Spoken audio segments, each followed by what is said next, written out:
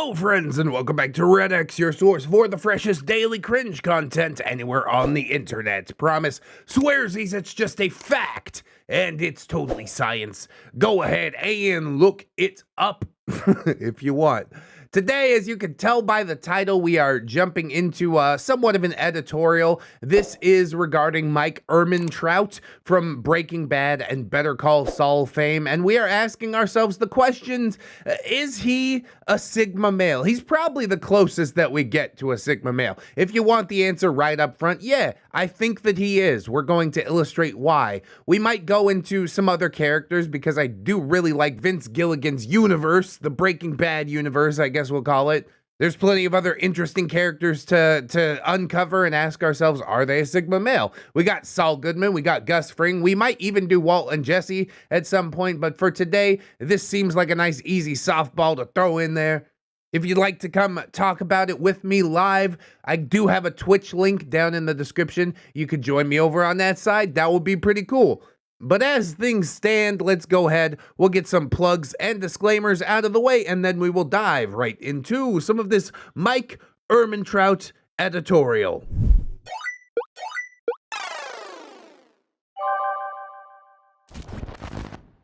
So yes, indeed, we spend a lot of time here talking about neck-beardy stuff. Collecting and collating information from a wide variety of stories that were posted to Reddit. If you're new here, welcome. If you're old here, well, you probably knew that already. Among some of that is the interesting concept of the Sigma male.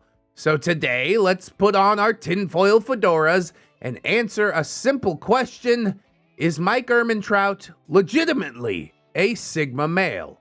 Well, I suppose the first thing that we should do is define what is a Sigma male. Assuming that it is something real at all, at least in the world of fiction, it's often described as a lone wolf. Someone who operates outside of the social sexual hierarchy.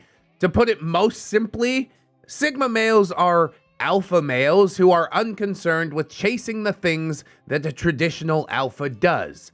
They don't care about social status or sex or rules. They are often depicted as single-minded money collectors who only aim to benefit themselves. Sort of like American Psycho, but hopefully with less axe murder.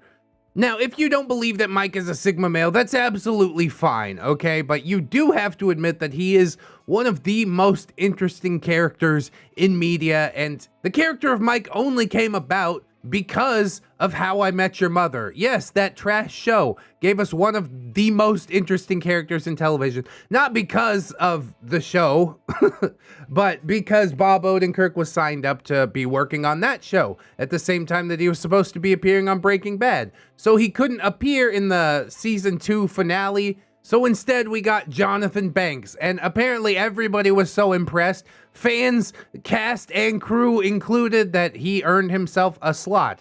Perhaps even more than a slot. I would say Jonathan Banks carved himself out a crevice with this character, considering that he is in the majority of Breaking Bad episodes and almost every single one of the Better Call Saul episodes. I think there's like 2 that he doesn't appear in, which is just ridiculous.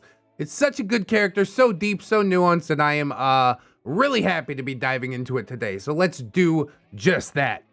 Spoilers ahead, of course, for all of Breaking Bad, and most, if not all, of Better Call Saul, at least for the Mike side, in this video. So we first meet Mike as a parking attendant working at the courthouse. Here he completes his crossword puzzles and adheres quite strictly to the rules of his job. The rules are the rules, and that is a theme that stays consistent with Mike throughout both of these series. Be they self-imposed or the rules of his chosen employer, Mike cares a lot about the rules, which isn't very Sigma until we see how all of that applies to things outside of parking enforcement. I think it is quite telling that we meet Mike while he's sitting in a toll booth. His life has essentially come to a standstill, and that is of his own volition. He sits, he watches people come and go, and for the most part, he minds his own business as long as you have enough stickers to get your parking validated.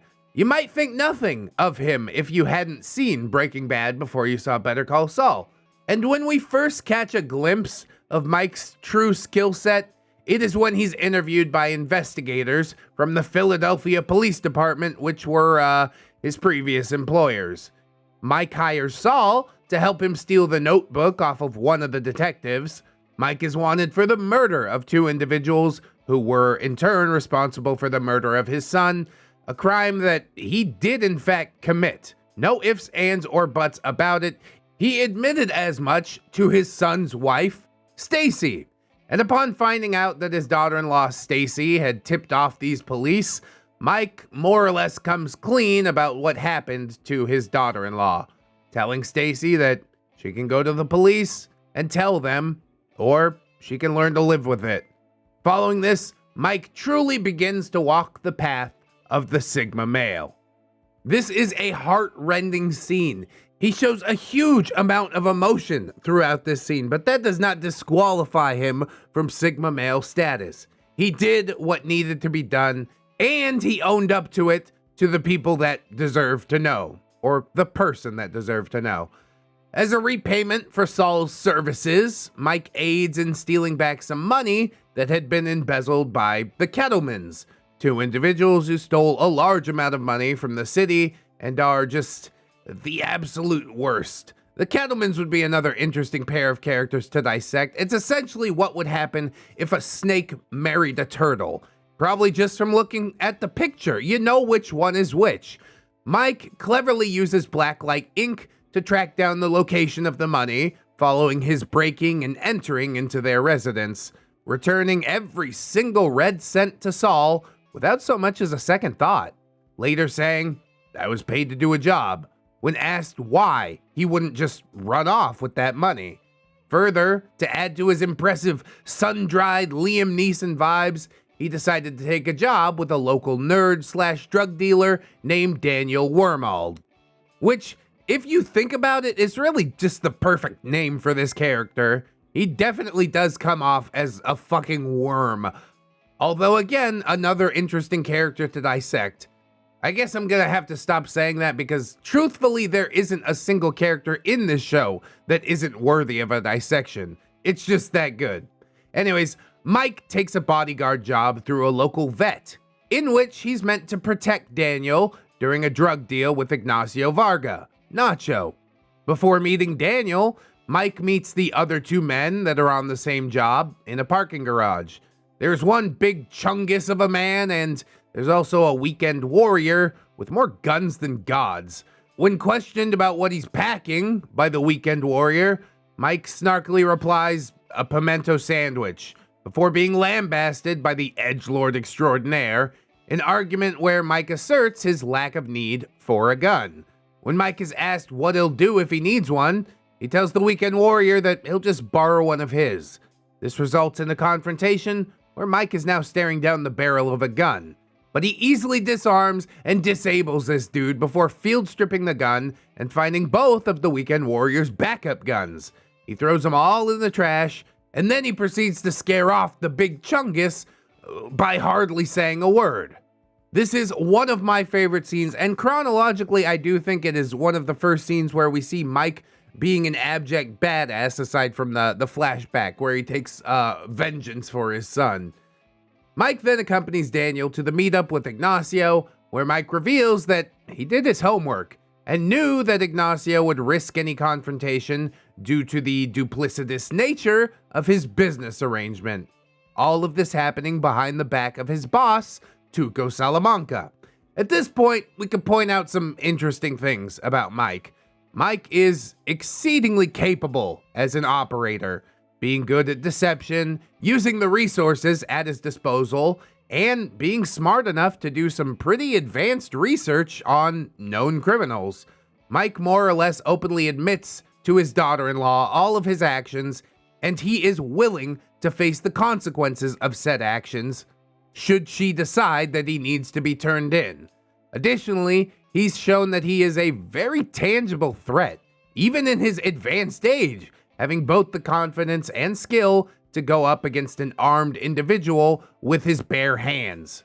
When the weekend warrior tells Mike that he'll make it easy on him, Mike says, "You can make it not so easy."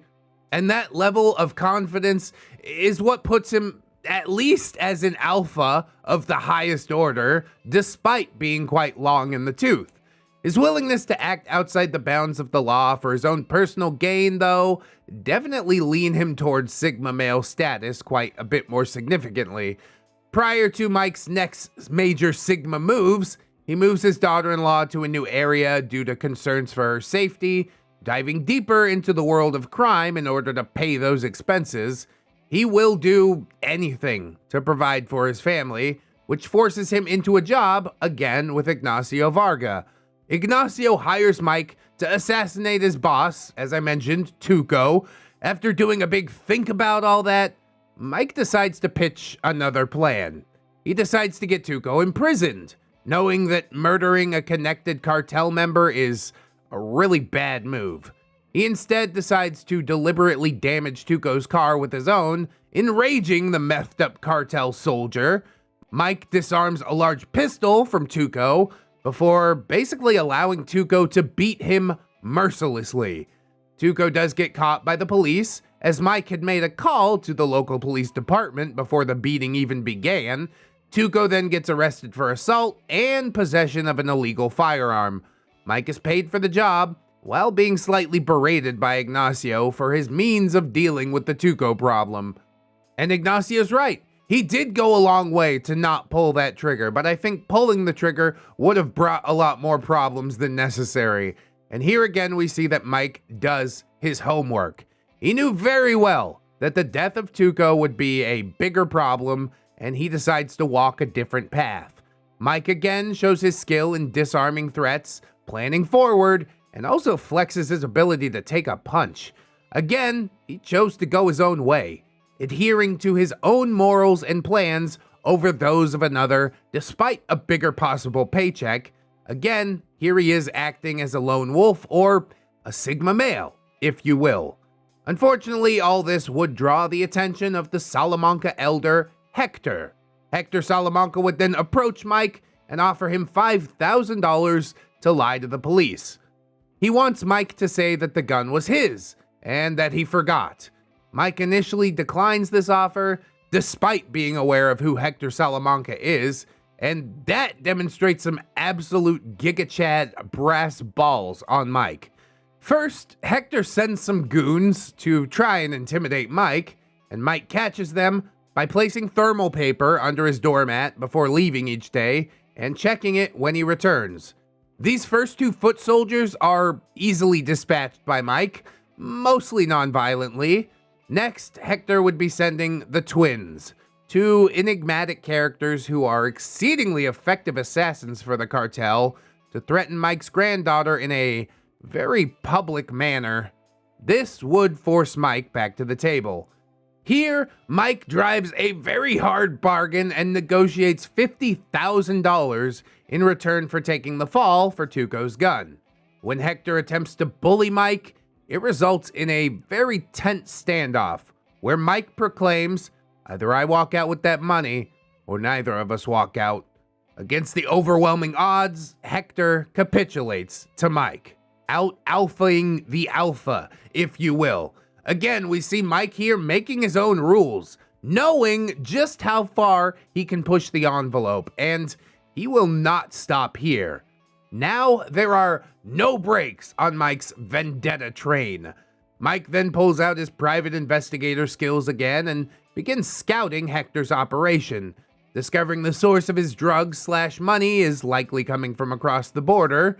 With this knowledge in mind, Mike conscripts his granddaughter in the construction of a homemade spike strip. This spike strip is constructed using garden hose and nails, which again shows Mike's self-reliance and ingenuity. He then deploys this to run one of Hector's delivery trucks off the road before stealing a large sum of money from within one of the tires of the truck. Unfortunately, this results in a Good Samaritan finding Mike's victim, resulting in the death of both the Good Samaritan and the driver. Infuriated by the death of someone not in the game, which I think is a term that Mike learned from Ignacio during his first few interactions, And it is a term that he will use throughout the series. Yes, Mike ends up choosing violence. Purchasing a sniper rifle from a roaming gun salesman, he decides to take Hector's life. Mike sets up on a cliff, far away, and attempts to shoot Hector, although Nacho's in the way of the shot, forcing Mike to not take it. Soon, the sound of Mike's car horn is heard blaring throughout the abandoned desert of New Mexico, and Mike runs back to his vehicle to find a note with a single word written on it: don't. Following this, he drives his car to a nearby junkyard and starts disassembling it piece by piece, looking for a tracker. And here, we can see Mike's ability for mechanical deconstruction and theoretical potential for mechanical repair, which is yet another point in the self-reliance category. Mike eventually finds a tracking unit in the car's gas cap, one that he finds a replacement for through the veterinarian who helps him find jobs. He then uses this secondary tracking unit to trick whoever is tracking him into giving themselves away. He does this by draining the old tracker and having whoever is tracking him grab his personal tracker and driving away with it.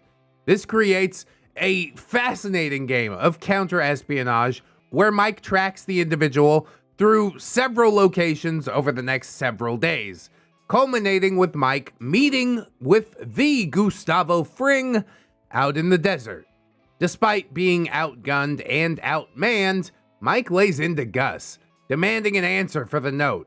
Eventually, they reach an agreement where Mike will not kill Hector and Gus will pay him to continue messing with Hector's shipments. So Mike completes this task with his trusty sniper rifle, using it to shoot a pair of shoes placed over a telephone wire south of the border.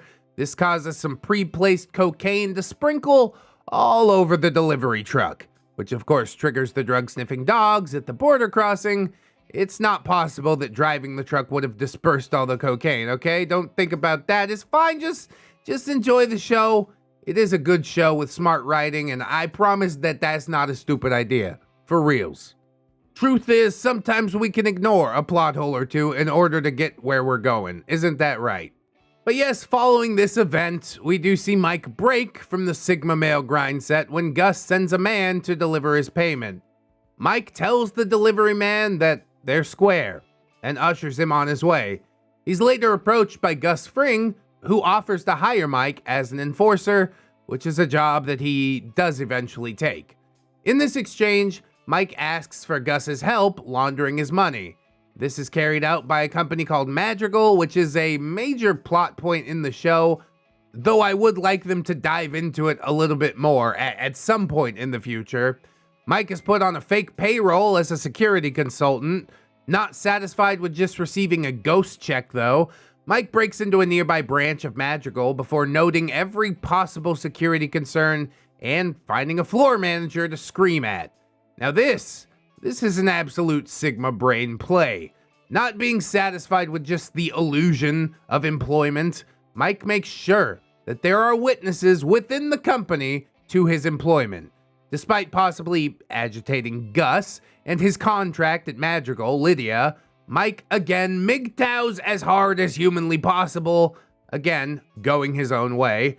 Mike learns of Nacho's plan to kill Hector, and despite his agreement with Gus to not kill Hector, he does offer Nacho some advice on his plan. I won't go into too much detail of said plan, but suffice to say that Mike's advice keeps Nacho from getting caught once the plan goes off. Falling in line with Mike's Sigma status is also his willing disregard for the social contract. During a group therapy session for people with dead spouses, Mike calls out a man by the name of Henry, an individual who's been coming to meetings and telling inconsistent stories about his quote-unquote dead wife. This incident causes Mike to become alienated from his family. Although it was never confirmed or denied if Henry was lying or not, Mike did his homework as per usual, and I tend to believe him. Thankfully, the grind never ends for a Sigma male, and Mike is soon hired by Gus to oversee security for the construction of his super secret meth lab.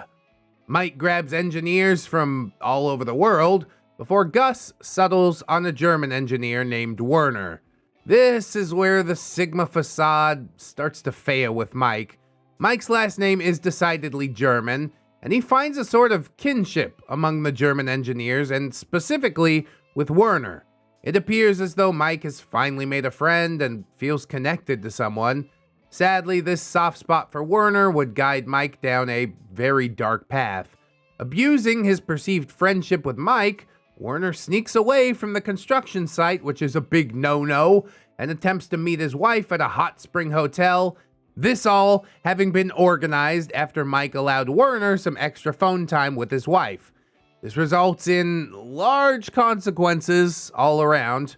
Firstly, Lalo Salamanca, Hector's nephew and a member of the cartel, is able to deduce that something is amiss by tracking Werner during his escape. Most importantly, though, this results in Mike eventually catching up with Werner. Despite Mike's pleas with Gus, he is forced to execute Werner as he is now an untrustworthy asset. An action that Mike does not enjoy performing, and furthermore, an action that he deeply regrets. In this instance, Mike again broke away from the Sigma path, forcing himself into a situation where he was no longer acting on his own sense of morality. Although Mike did have his hand forced by Gus, there is a scene shortly after all of this went down where Mike informs Gus and he's standing on top of the catwalk. Gus is standing down in the bottom of a dirt hole. To me, this signifies that Mike still is above Gus in many ways. Gus would have never taken these actions himself. He always pays somebody to do the dirty work for him. Gus is certainly down in the dirt, but despite Mike's actions, he is not down there with them. And although the scene is very brief, literally just a flash, I did get a lot out of that. Anyways, it was during this time that Ignacio Varga was conscripted into the service of Gustavo Fring. Gus, knowing that Ignacio attempted to kill Hector, uses this to his advantage to now have an inside guy. Ignacio serves as a somewhat surrogate son to Mike, another character that Mike has some professional affinity towards. While Ignacio's strings are being pulled, Mike is busy spiraling into alcoholism, and during one drunken night, Mike picks a fight with a local street gang and does quite a bit of damage, successfully spooking the gang into fleeing, though this would catch up with him when the same gang would see him walking home one night and stab him. This would result in Mike being shipped south of the border, up to a private town to be cared for by a private doctor in the employ of Gustavo Fring. Even here, Mike attempts to make a walk for the border, damaging his stitches in his temporary disagreement with Gustavo. Eventually, though, he allows himself to heal. When he returns stateside, he immediately gets to work trying to get Lalo arrested for the murder of a Travel Wire employee. Said Travel Wire employee, I think Fred was his name, was killed by Lalo while he was searching for the escaped Werner. Here again, he flexes his private investigator skills to acquire videos and photographs of Lalo, and then he uses this evidence to convince an eyewitness to amend her story. This results in the arrest of Lalo, which drags Saul Goodman back into the action, as he represents Lalo, and eventually he does get Lalo released on a very large bond payment. In order to make this payment, though, Saul is sent to the deserts of Mexico to retrieve the money, $7 million. After receiving the money from the aforementioned Salamanca twins, he is ambushed by a rival cartel who attempts to steal the money. Now, Saul would be as good as dead here if it were not for the Sigma sniper, Mike Ehrmantraut, who dispatches all but one of the would-be thieves. Turns out Mike had a hunch that all this might happen, and just so happened to be here in the area. No, it's not Deus Ex Machina, it's smart writing, it's a good show. I swear it's totally not dumb. Mike then leads Saul through the desert for several days, taking out the last of the assailants from earlier along the way.